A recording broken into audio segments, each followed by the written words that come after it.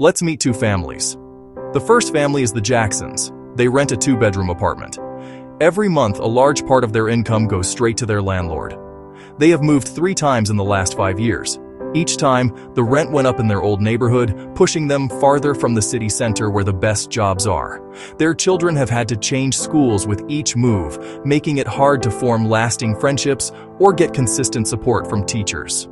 The Jacksons dream of owning a home, a place to put down roots. But saving for a down payment feels impossible when the rent check eats up so much of their budget. They feel like they are on a treadmill, running hard just to stay in the same place. Now let's meet the Chen family. They bought a small starter home 10 years ago, just before prices in their city began to soar.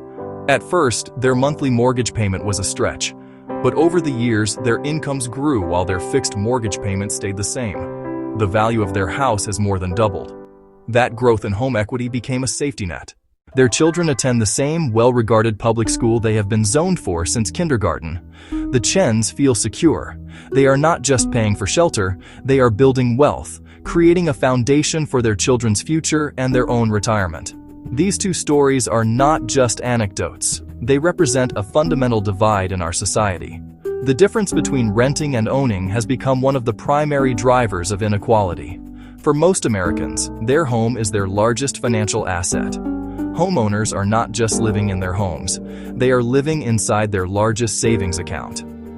This single fact shapes everything: their financial stability, their children's opportunities, their ability to weather a crisis, and their capacity to pass on a better life to the next generation. The gap between those who own and those who rent is not just a gap in housing, it is a chasm in wealth, opportunity, and security.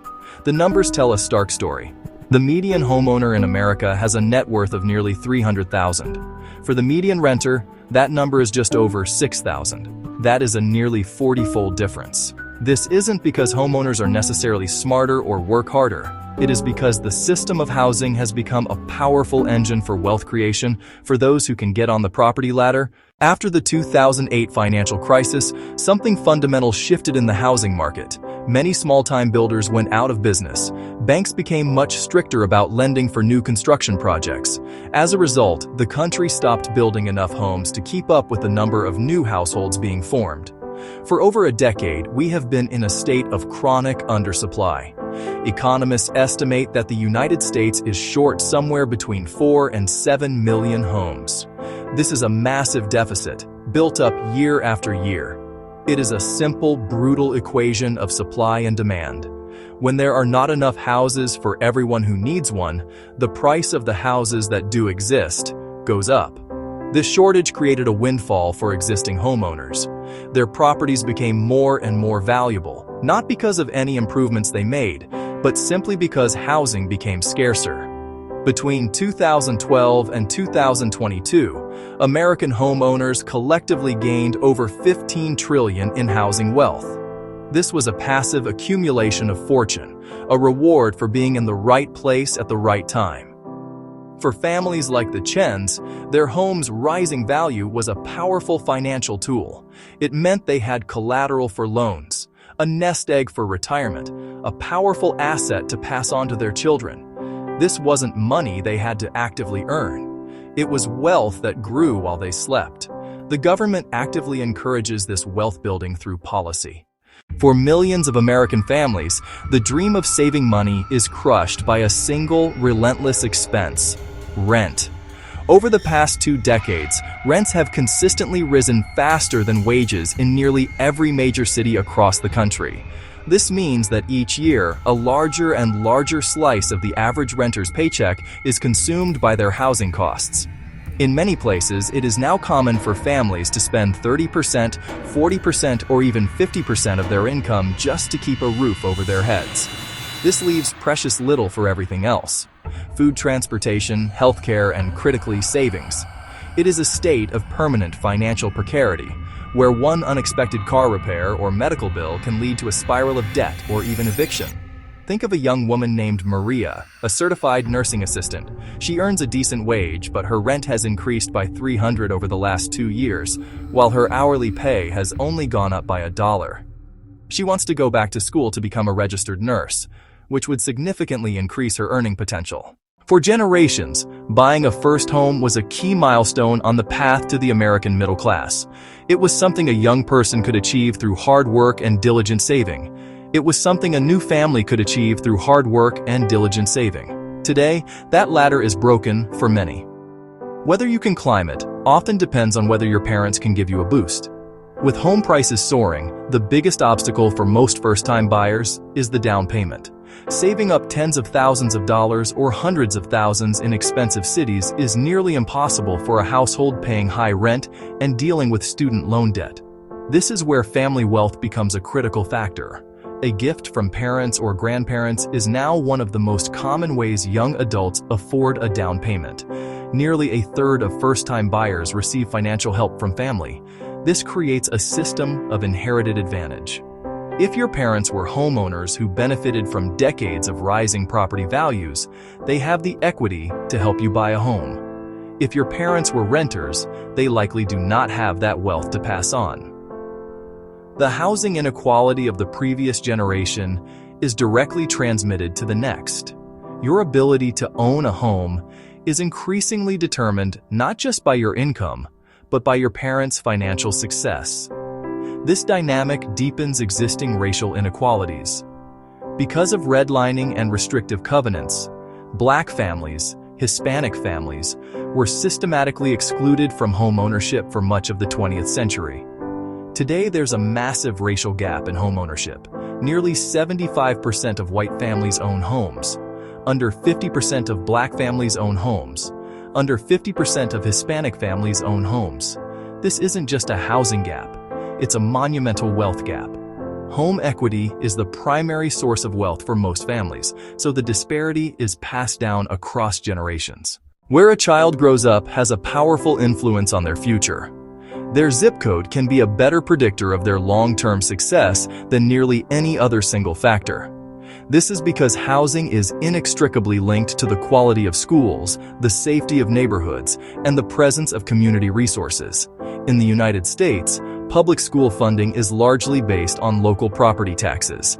Wealthier neighborhoods with expensive homes can afford to fund excellent schools with experienced teachers, small class sizes, and abundant extracurricular activities. Poorer neighborhoods with lower property values have schools that are often underfunded, understaffed, and struggling to provide even the basic necessities. When a family can afford to buy a home in a high-opportunity neighborhood, they are buying more than just a house. They are buying access to a high-quality education for their children.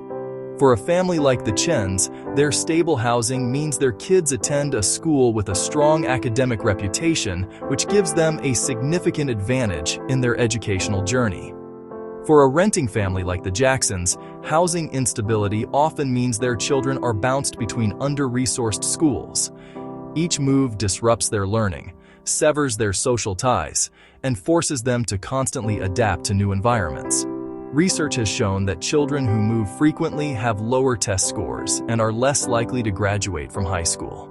The impact goes far beyond the classroom. Neighborhoods with higher rates of home ownership tend to be more stable. Residents have a vested interest in their community, leading to lower crime rates, better maintained public spaces, and stronger social networks.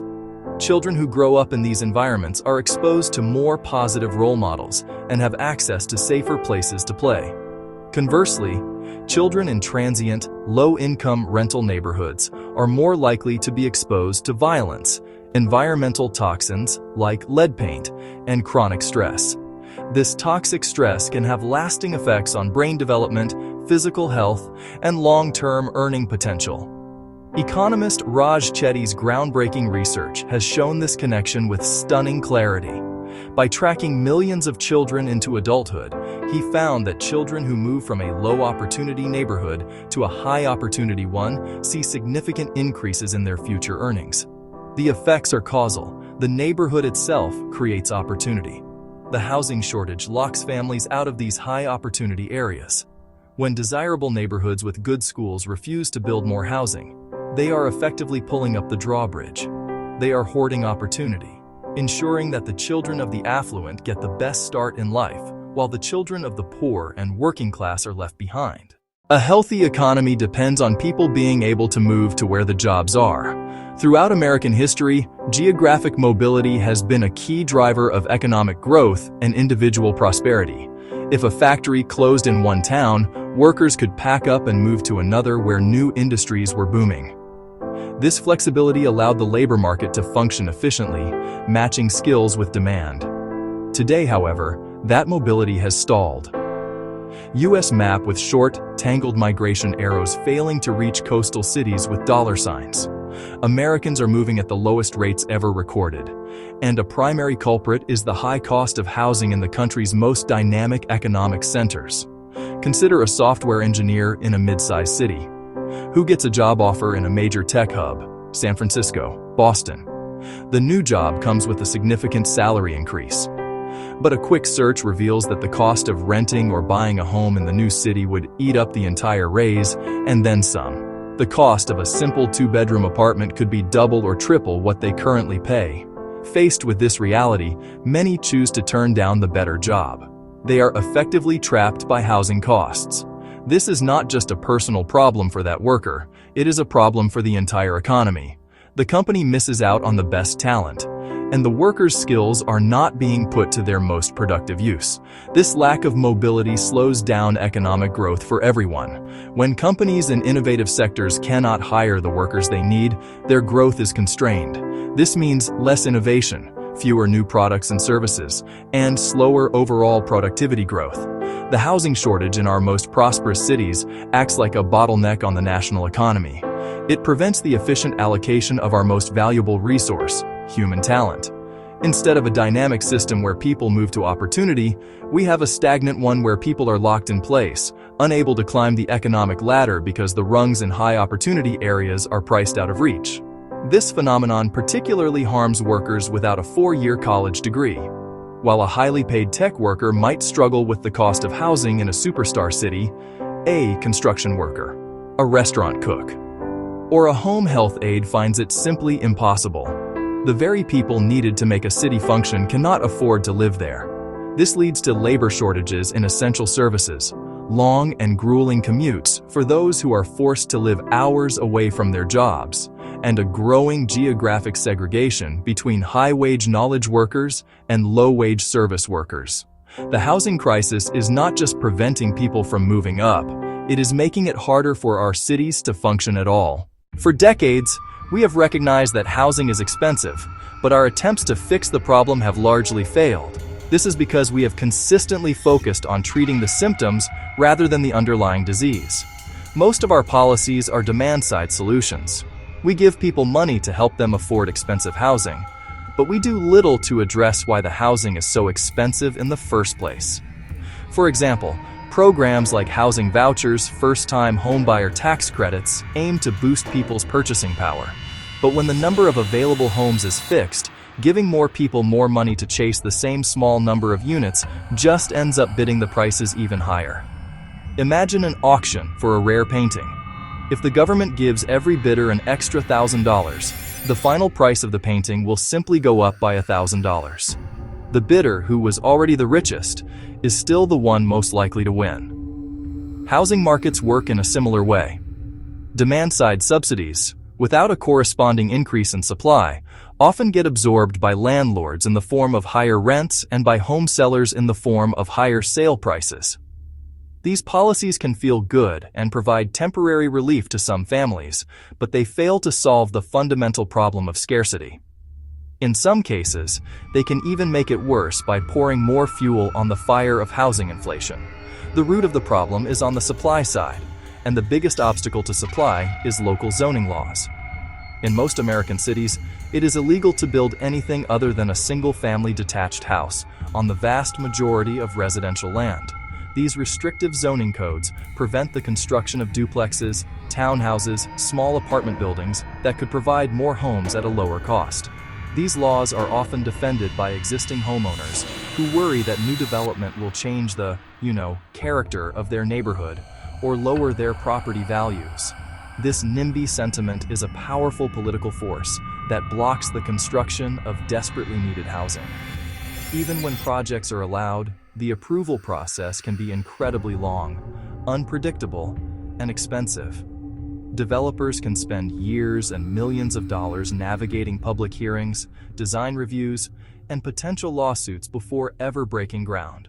This adds significant cost and risk to any new housing project, which means that developers are incentivized to build only luxury units for the very top of the market, as those are the only projects with profit margins high enough to justify the risk. Our policy failures have created a system where we subsidize demand, legally prohibit supply, and then wonder why housing has become unaffordable. The housing shortage does not create one single problem. It creates a vicious, self-reinforcing cycle that traps families and locks in inequality. It begins with the lack of homes, which drives up prices for owners and renters. Circular diagram: housing shortage, high rents, no savings, can't buy home, back to housing shortage. For homeowners, rising home values become a source of immense wealth and security. For renters, rising rents become a crushing burden. Wages fail to keep pace with rent, leaving almost nothing to save. Lack of savings prevents investing in education, starting a business, or handling emergencies. That lack of savings makes homeownership inaccessible. Without a down payment, the door to property ownership stays shut. The cycle passes between generations. Children of homeowners often get family help to buy their first home. Children of renters have no such advantage and usually remain renters. This deepens the wealth gap, especially along racial lines. Historical injustices still echo in housing. The cycle ripples through life. Being locked out of high-opportunity neighborhoods means being locked out of good schools. Being locked out also means being locked out of safe streets and locked out of valuable social networks. That diminishes a child's life chances, affecting long-term health and earnings. High housing costs tether people to places with fewer economic opportunities, slowing the national economy. Housing inequality creates educational inequality. Housing inequality creates health inequality. Housing inequality creates economic inequality. Breaking the cycle means treating it as a system. Fixing one part isn't enough. A voucher helps little if there are no apartments to rent. Upzoning helps little if it displaces residents with rising prices. The problem is tangled and interconnected. Homeowner security is built on the same scarcity that creates renter precarity. Protecting neighborhood character and property values can lead to excluding others. To forge a new path, we must address the entire web at once. The housing crisis was created by decades of policy choices, and it can be undone by a new set of choices. There is no single magic bullet, but there is a clear set of practical solutions that, taken together, can begin to restore affordability and fairness. We must treat housing not just as real estate, but as a cornerstone of economic mobility and social justice. The path forward requires a comprehensive strategy that tackles the problem from all sides, focusing on building more, protecting the vulnerable, helping people get on the ladder of opportunity. This is not a partisan issue. It is a national necessity. First and foremost, we must build more homes. This means ending restrictive zoning laws that ban affordable housing types. States and the federal government must incentivize, and in some cases require, localities to allow duplexes, townhouses, small apartment buildings in all neighborhoods. We need to streamline the approval process for new construction and invest public funds in building social housing. Social housing, homes owned by a public or nonprofit entity and rented at affordable rates for the long term. The goal is simple: abundance. Second, provide targeted support for first-generation buyers and disadvantaged families to enter homeownership. This could include down payment assistance programs structured as grants or forgivable loans, not just tax credits that disproportionately benefit those who can already afford to buy. We need to strengthen enforcement of fair housing laws to combat ongoing discrimination. For those who will continue to rent, either by choice or necessity, we must expand rental assistance programs and enact stronger tenant protections like just cause eviction standards and limits on extreme rent hikes to provide the stability that renters currently lack. Finally, we must manage this transition carefully to prevent displacement. As we build more and invest in neighborhoods, we must have policies in place to ensure that long-time residents are not priced out.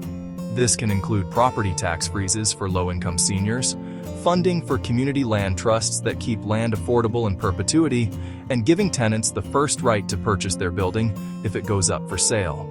The goal is not just to build new housing, but to create and maintain mixed-income, stable communities. The time for incremental tweaks is over. The housing crisis is a moral and economic failing we can no longer afford. We must act with urgency and conviction to build a country where a safe, affordable home is a foundation for a better life for everyone.